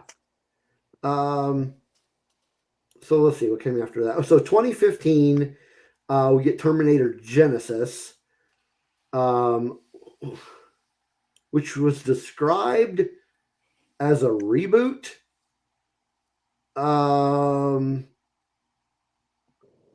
But I don't think it was a reboot as far as the franchise. It was a reboot. Yeah, it wasn't a reboot of necessarily the franchise. It was a reboot of the storyline. The timeline again. Yeah, the timeline. Yeah, the timeline was completely. Let's be honest. In that movie, the timeline was completely just screwed. Yeah. So like we start off like Kyle Reese does go back in time, but he arrives in a different timeline because he shows up, and then like Sarah Connor's already a badass. Mm-hmm. Because she has been raised by a reprogrammed Terminator, played by Arnold. Yeah, the T-800's already been there since she was like a kid. Yeah, and he doesn't know, and Kyle Reese has no idea what the hell's going on because he wasn't informed of any of this. And yeah, it's crazy. And then in this one, they take another like loop. For again, spoiler alert if you haven't seen this one. It turns out that so when Kyle was going back in time, when John sent him back in time, Skynet actually gets a hold of John Connor and infects him. Mm-hmm. And he basically becomes an advanced Terminator. Mm-hmm. And he goes back in time.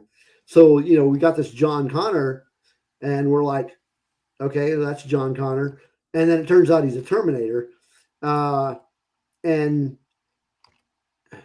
this movie was weird.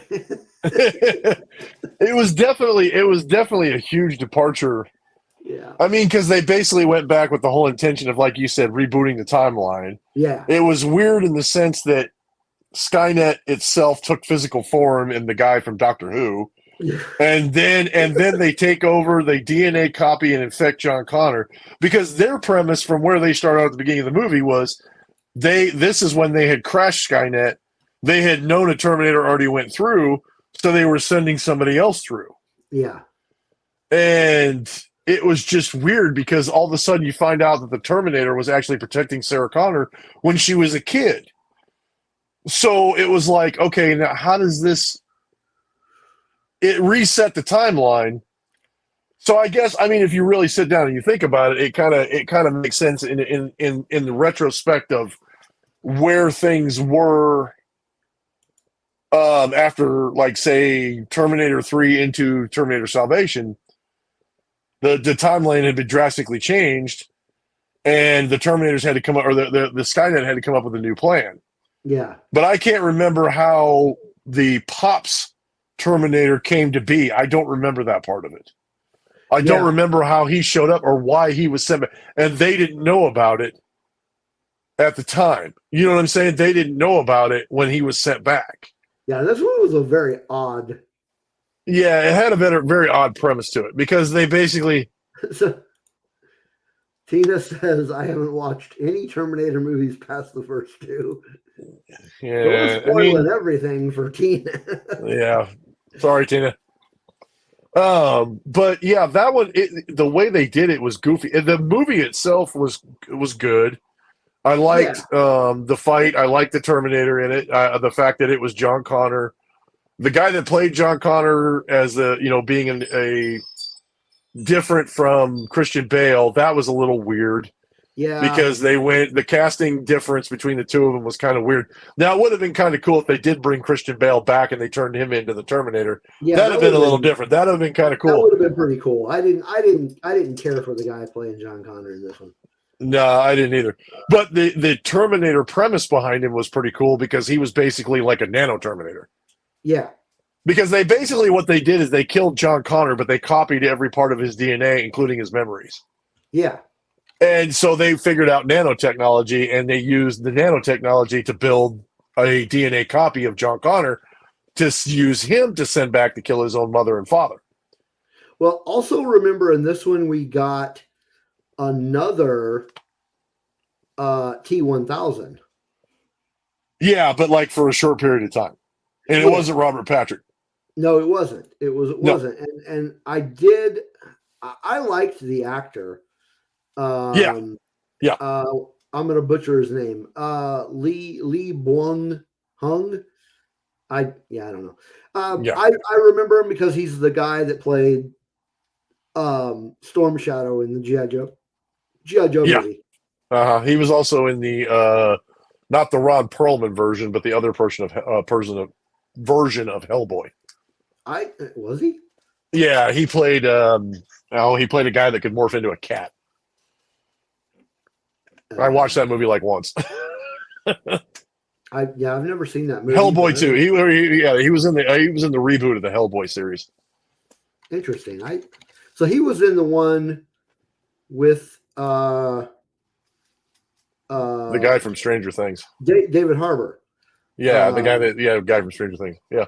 But I mean, anyway, they brought him in, and it was kind of cool. The way they killed him was something they didn't think of in the first one, but then again, they didn't know a lot about him. But in this one, because the T-800 came back further into the past, he had advanced knowledge, and he knew they knew better about what was coming, and they knew better about how to kill him. Is it? The one from Hellboy is not the same actor. Oh, okay. My bad. Yeah, I remember I was reading about the Hellboy reboot because I thought it was the same guy. The first one of the Ron Perlman one. I didn't care so much for the second one, but I thought about watching the reboot and never got around to it. But okay, so gosh, we need to continue. We do this every week. So the last one came out in 2019, Terminator Dark Fate. And this one kind of resets everything too, in a very weird way. This one takes place. So this one is actually a direct sequel to Judgment Day. And like in the first 5 minutes, okay, again, spoilers, haven't seen it. We are spoiling this. In the, like, just in the first 5 minutes, the Terminator, who is Arnold, of course, this was obviously a different one, different serial number. Another different one. Another Arnold. Yeah, a T. They were. He was a T8 something, wasn't he? Shit, He was I can't remember what model. Might have been like a T850 or something like that.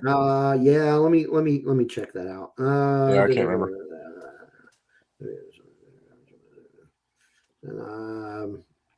Yeah, shit, it doesn't say. T800. There it is. So it's another T800. That's what he was in all the other ones. Yeah, it's T800 and it's Arnold. And like in the first 5 minutes, he finds out where Sarah and John are. They're like at some Caribbean resort or Mexican resort or something. And bam, he kills John. John's dead. Like, no more John. So he completely resets the timeline. And then this T800, Arnold, he just disappears. And like Sarah has been hunting him pretty much all her life. Who was the antagonist in this one? It was a T. Damn, I can't remember. I remember seeing this one in the theater. Crap, it was a weird name. It wasn't like a T something. It was a T. No. It was a Rev 9. Yeah. And so they're not trying to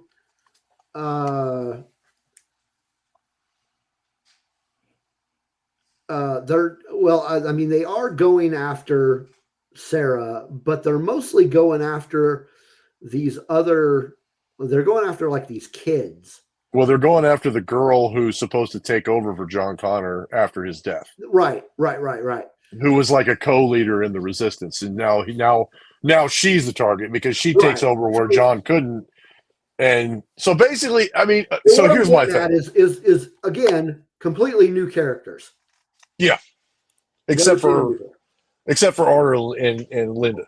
And see, my whole thing with Dark Fate, I had a lot of problems with Dark Fate. The only thing I really liked about Dark Fate was I loved the Rev 9. The Rev 9 was freaking cool. Yeah. That was awesome. I had a lot of problems with Dark Fate. Dark Fate number 1, the whole Terminator series was based on the battle to try to assassinate John Connor. Yeah. And then they just assassinate him. And then one movie, like right in the first few minutes, boom, he's dead. Yeah. I'm like, okay, then this whole thing was completely pointless. Number 1, the whole freaking franchise was completely pointless at this point. I'm like, okay, I'm done. Why the hell did I go through all this nonsense just to have the dude killed in the first 5 minutes? And now whatever the frick is going on now, I don't even get it. So that was my point number 1. My point number 2 is that the female protector in this one was basically a amalgamation of Kyle Reese and a Terminator. Basically, they just combined the two of them together and said, okay, now she's the protector. Because she was cyborg too. And then they said, oh, well, we really want to bring Linda Hamilton back. Okay, so let's bring Linda Hamilton back. How did they bring her back? They gave her this cheesy storyline. Didn't care for that part of it. And then they made it worse by bringing Arnold back and making it even worse. And I went, you've got to be shitting me. This can't be the movie. This can't be the premise of the movie. And then I was like, then I saw the Rev 9 and I was like, that's the only reason I even want to watch this movie is because the Rev 9 is freaking cool. Yeah. But See, I They like this completely movie. botched. Not only did Genesis destroy the timeline, but this one destroyed it even worse. So Oh, I mean, yeah. at this time, yeah, I am gonna tell you, I really feel Chantel. It See, I it did actually not. liked this movie. I I did. action wise, and seeing Linda Hamilton back, I thought that was cool. Yeah, I thought I it was liked the cool. Rev 9. I thought the Rev 9 was cool. Rev 9 was cool. The plot line of the movie sucked. I The had a problem with ideas it. behind it sucked. I mean, I can see where you're coming from. That it's Ugh. pointless, but I still liked it. I mean, you create 5 movies all based on this one premise, and then you create a 6th and final one. No, And the first thing you do is basically take a giant shit on the whole storyline. I'm like, oh, you got to be shitting me, dude. This is crazy. Pardon my French, by the way, people. Okay. We're not monetized yet, so it doesn't matter. Yeah, no, it's not. So, did you say that you had seen the Sarah Connor Chronicles? Some of it. I did Okay. see some of the Sarah Connor Chronicles. So I've been watching it, and I was going to try to get through season 1 before tonight, and I almost did. I've got 1 episode left. It's fine. Takes place between 2 and 3. It's fine. It's nothing outstanding. It's fine. I will say, I do actually really like the actor that plays Sarah Connor. Yes. In this movie. She's the same one that she was the same one that was in 300. She's the same one that was in Game of Thrones. She was in Dread, is where I remember her from. Yep. She played Cersei Lannister in the Game of Thrones series. Very great. I liked her as Sarah Connor. Oh yeah, I like her too. Didn't care for the actor that played John. He reminded me too much of Nick Stahl. Didn't like him. I did like Summer Glau as Cameron. I do like her. Yeah. She's pretty awesome. So yeah. And see, this just happened to cross my mind because you talk about this happened between 3 and 4, or this happened between 2 and 3. And then Dark Fate comes out, and the whole premise of episode 3 of Terminator 3 was that his mother died of cancer before that movie came out, between the events of 2 and 3. So then they talk about the Sarah Connor Chronicles, and then I'm going, all of a sudden Dark Fate comes out and she doesn't have cancer anymore, she's still alive. I'm going, wait a minute, there's another shit on the whole storyline. Yeah. I mean, not that I'm praising what they did with episode 3 or with Terminator 3, but at the same time, yeah. Yeah. Now I know we discussed this offline. I am excited to see what they do with the video game. They have a video game coming out later this year. We're going to get to that in a second. We're going to Okay, go ahead. The next thing I wanted to talk about actually was there was a web series, and it was animated. So we had one that was called Terminator Salvation, the Machinima series. There was 6 episodes. I haven't seen any of these, but it's animated. And then there was another one called Terminator Genesis YouTube Chronicles. Great title there, and that was only 3 episodes. But yeah, so there was that. But okay, yeah, we saw the Terminator Survivors video game trailer, which is what you were referring to, and it's open world. And I thought it looked pretty cool. Yeah, I'm gonna play. And it kind of looks like it's along the same lines of that game that I've been playing, that DayZ. Instead of fighting zombies, you're actually going to be fighting Terminators. But you have to go around, you have to collect materials, you have to collect stuff to survive, and you've got to fight Terminators on top of it. Yeah. So I get the feeling that it kind of takes place shortly prior to the events of Salvation. Yeah, they said it happens like 5 years after the events of Judgment Day. Okay, yeah, that makes sense. Yeah. Mm-hmm. So Danny says it doesn't seem to have the longevity that other franchises have. I would agree with that. I'll be honest with you. This is my hot take on the whole thing. The only reason that series has the longevity that it did, especially after the muck up they've had with the plot line, Arnold. Yeah. I mean, I'm just gonna say it. Arnold Schwarzenegger. That's the only reason those movies still carry any weight at all is because Arnold Schwarzenegger's in them. But so Terminator Survivors, it's supposed to come out this year. It's actually being released on Steam first, and then later will be released on Xbox and PlayStation. But also in gaming, there is a Terminator tabletop RPG that is kind of like the premise is essentially the same as the Survivors video game. You're like playing in the future.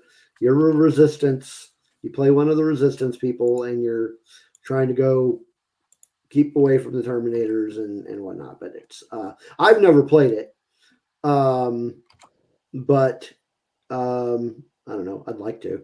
If I could find somebody else that would be interested in playing it. But yeah, I mean, it looks interesting to me, but I'm into the whole tabletop RPG thing. Mm-hmm. Mm-hmm. I'm interested in the game. I mean, I'm definitely interested in the video game. I'd like to see that when it comes out. If it's anything like an upgraded graphics high version and like a zombie game like I play with the DayZ game that I play, I think it'll be cool. It'll be a fun little game, and there's no plot line, no storyline. It's basically just collect materials and food and supplies and survive as long as you can and try not to get killed by a Terminator. Okay. So it is now time for our ranking. So I got a pretty good idea. Yeah, you probably have a good idea later. Go. But so we are going to rank the movies starting at 6 and then working our way to the top. Mm-hmm. So I'm going to go ahead and start with number 6. Okay. And I just said, like 2 minutes ago, I actually like this film. So the fact that it's number 6, it just means I like the others better. Yeah. I really liked Dark Fate, but it's number 6. Mm. Mm-hmm. I actually, you'll be surprised. You'll be surprised by. I am not surprised if. No, you'll be surprised. Yeah. No, actually, it's not. See, it's actually not. It's actually not. I thought T3 was worse. Wow. Yeah. Wow. I thought T3 was worse. And the reason I thought T3 was worse is just because the overall terrible acting, the recycled Terminator 2. The campiness, I just thought T3 was worse. I thought T3 was worse. At least Dark Fate was trying to accomplish something. Okay. I mean, they accomplished taking a shit on the plot line, but yeah. I get why that one's your number 6, but it's actually my number 5. So I actually liked it a little bit more than I liked Dark Fate. Yeah, and see, Dark Fate's my number 5, and I just liked it, and only because of the Rev 9 did I like it just a little bit more. Okay, I get that. that and seeing Linda Hamilton back on screen, I did like that. I did like that part. They brought her back. That was cool. So Dark Fate just slightly edges out. Okay. T3. Yeah. So and with me, Rise of the Machines just edges out Dark Fate. That's okay. Okay. So my number 4 is Genesis. As is mine. Okay. I don't think we're going to have any surprises here. No. My number 3 is Salvation. Yep. Okay. My number 2 is the 1984 Terminator. Yep. So, and which leaves number 1. We are in consensus. Terminator 2 Judgment Day is the superior Terminator movie. It is the superior Terminator. It is the antithesis of the Terminator. Now, if I was putting Sarah Connor Chronicles in here, which I'm not because it's not a movie. Yeah, I'm not going to bother. I don't know where I'd put it. I haven't even seen the whole first season. When the Terminator goes to school, I don't. Yeah, you're right. I'm putting that one number 7. Yeah, no. The Terminator went to school. I went, okay, Terminator goes to school. I'm done. I'm done. Oh man. So All right. So that is it for our Terminator stream. We didn't go too far over. Although we did kind of rush it at the end there. That's because we're 2 hours and 10 minutes into it. Pretty much, yeah. Yeah. So yeah, thanks everybody for coming in the chat and talking to us, and thanks everybody for watching us on YouTube. Make sure you subscribe and smash that like button and get us closer to our goal on subscriptions. And come back next week for another fun-filled, nonsensical episode. We have no idea what the subject matter will be. I've got an idea. I'm gonna talk about it offline though. Yeah, so we'll see you next week. And yeah, thanks, Tina. I'm glad you enjoyed it, Danny, as much as we enjoyed making it. And hasta la vista, baby. Hasta la vista, baby.